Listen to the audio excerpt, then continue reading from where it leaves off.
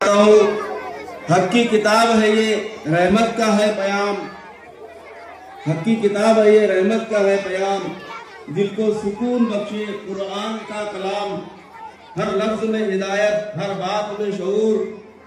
कुरान से है रोशन दुनिया का हर दस्तूर। कलाम रब है ये, नूरे मुबी है ये। दिल के लिए तस्कीन, रूह की जमी है ये। तो आज के इस सकाफती प्रोग्राम का इब्तिदा तिलावत कुरान पाक से होने जा रहा है।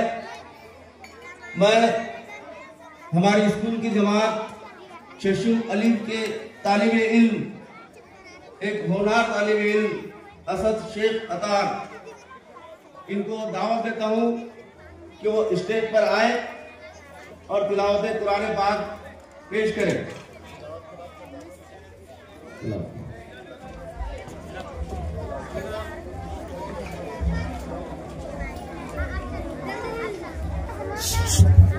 असद की तरफ से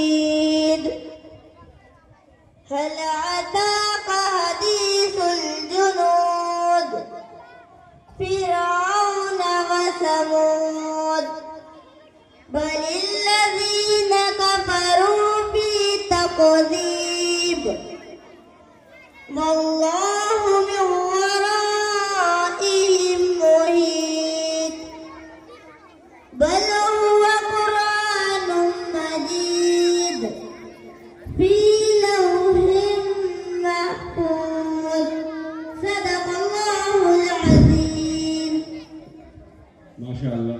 अभी आप तिलावत कुरान पाक समाप्त फरमा रहे थे।